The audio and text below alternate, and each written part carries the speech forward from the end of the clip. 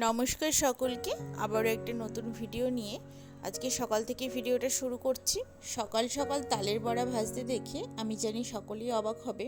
এখন এই সকাল 7:30টার মতো বাজে। কালকে রাতেই আমি তালটা ঘষে বাড়িটা বের করে রেখেছিলাম।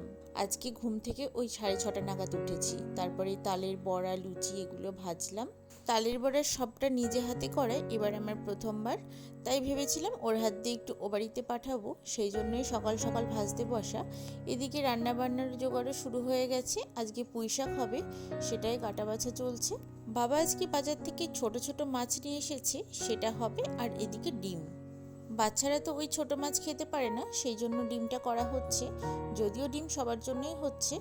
আজকে যেহেতু দিদিভাই বাড়িতে নেই, সেই জন্য আমি সকাল সকাল তালের বড়া ভেজে নিয়ে পরে রান্নাটা বসিয়েছিলাম। মামনি কাটা বাছা করে রান্নার সমস্ত জোগাড় করে দিয়েছে। ও বাড়িতে তালের বড়া মাঝে মাঝেই হয়ে থাকে, তবে আমি নিজে হাতে বানালাম তাই একটু পাঠিয়ে দিলাম। আসলে মা একা হাতে সবটাই করে, তারপরে হয়তো সেভাবে খাওয়া হয় কি হয় না। এবার আমারও একটু ভালো লাগবে যদি নিজে হাতে করে পাঠাতে পারি। তবে সত্যি কথা বলতে বড়াটা না একটু গন্ডগোলই হয়েছিল। জানি না, হয়তো কোনো কিছুর পরিমাণ বেশি বা কম হয়েছে, একটু শক্ত শক্ত হয়ে গেছিল। ডিমটা আজকে একটু কষা কষা করে বানাবো, সেই জন্য আজকে একটু বেশি করে তেলের প্রয়োজন। তেল দিয়ে দিয়েছি, তারপরে পেঁয়াজটা ভালোভাবে ভেজে নিলাম। একটা টমেটো দিয়েছি, তার উপরে লবণ দিলাম যাতে টমেটোটা ভালোভাবে গলে যায়। তারপরে দিয়ে দিলাম আদা, রসুন, জিরে আর শুকনো লঙ্কার একটা পেস্ট। মশলাটাকে এবার আমি ভালোভাবে কষিয়ে নেব। তার উপরে দেবো একটু হলুদ।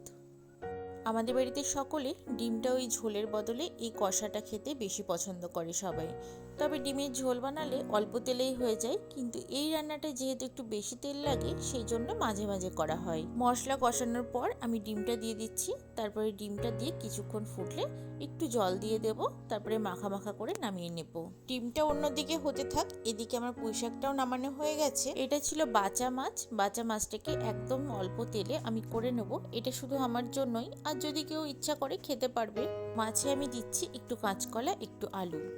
আসলে ডিম কষা আর এই চুনো মাছের ঝাল চচ্চড়ি খাওয়ার পর এরকম তেল ছাড়া টেলটেলে মাছের ঝোল কারোরই ভালো লাগবে বলে আমার মনে হয় না। তবে আমি যেহেতু তেল মশলাটা কম খাচ্ছি কিছুদিন ধরে, তাই আমার নিজের জন্য এই একটা মাছের ঝোলই হয়েছে। এখানে মশলা বলতে দিয়েছি একটু বেশি করে টমেটো, আদা আর একটু জিরে, কাঁচা লঙ্কা। টমেটোটা একটু বেশি করে দিলে গ্রেভিটা একটু ঘন হবে। আর দিয়ে দিলাম স্বাদ মতো লবণ আর হলুদ। এবার একটু ভালোভাবে কষিয়ে নেব। কষানো হয়ে গেলে দিয়ে দেবো জল। তবে আমার এই পছন্দের মাছগুলোর মধ্যে বাজা মাছটা খেতে বেশ ভালো লাগে, তাই ও একটু এনে দিয়েছে। আমি দুদিন ধরে এই মাছটাই খাচ্ছি। ছোট ছোট মাছ আমি বেশি খেতে পারি না, তার জন্যই 2-3টে মতো রান্না করছি। যেহেতু সবার জন্য প্রচুর রান্না বান্না হয়েছে, সেই জন্য যদি এই মাছ কেউ না খায় তখন আবার সে রেখে দিতে হবে। এই যে আমার এখানে মশলা দিয়ে ঝোলটাও প্রায় ফুটে এসেছে, এবার এই মাছ কটা দিয়ে দিচ্ছি। কালকে কাতলা মাছ হয়েছিল, আর সেই মাছের লেজা মাথা সব রাখা ছিল। আমি এখানে একটু আলু দিয়ে ওই চচ্চড়ি মতো বানাচ্ছি। আমাদের বাড়িতে ওই মাছের মাথা ভাঙার তরকারিটা সবাই পছন্দ করে। কোনো একদিন দেখাবো কিভাবে বানাই। আর ওল সিদ্ধ হয়েছিল, ডাল হয়েছিল। বাচ্চারা অনেকদিন ধরে বলে রেখেছে ডোরা কেক খাবে, সেই জন্য সন্ধ্যাবেলা ইচ্ছা আছে ওদেরকে একটু ডোরা কেক বানিয়ে দেওয়ার।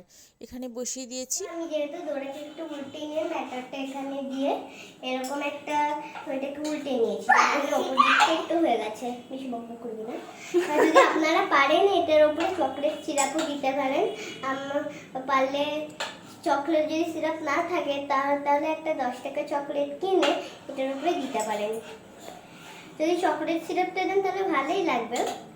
এই জন্য এটা ভেজরাও খেতে পারেন, নন ভেজরাও খেতে পারেন।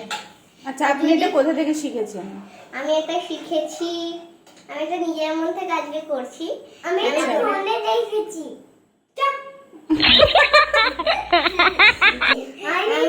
ইনসাল্ট করছে তোমাকে দিদিয়া। যাই হোক, ওটা বানাতে বানাতে বাচ্চাদের সাথে একটু মজা করছিলাম। আর এদিকে আমরা চলে এসেছি আজকে একটু পুজোর কেনাকাটি করতে। আজকে আমরা বাড়ির সকলে একসাথে মিলে কেনাকাটি করতে এসেছি, শুধু বাবার মামুনি রয়েছে বাড়িতে। আমরা এখানে রাজের জামা প্যান্টটা পছন্দ করছিলাম। ওর হাইটটা বয়স আন্দাজে এতটাই বেশি, তার মধ্যে রোগা হয়ে গেছে, তো সাইজটা একটু মেলাতে সমস্যা হচ্ছে। আমার যখন বিয়ে হয় কত ছোট ছিল, আদো আদো করে কথা বলতো ঠিক শ্রীহানের বয়সে। সেই ছেলে এখন এরকম লম্বা হয়ে গেছে। এদিকে বাড়ি এসে দেখি রান্নার পিসি আসেনি, তো আমরা আর কি করবো, 10:30 মতো বাজে। তাড়াতাড়ি করে একদিকে ভাত আর সয়াবিনের ঝোল বসিয়ে দিলাম। খেতে খেতে আমাদের 11:30 বেজে গেছিল। এদিকে শ্রীহানের ঘুম পেয়ে গেছে। আর আজকের ভিডিওটা এখানেই শেষ করছি, আসছি নতুন ভিডিও নিয়ে।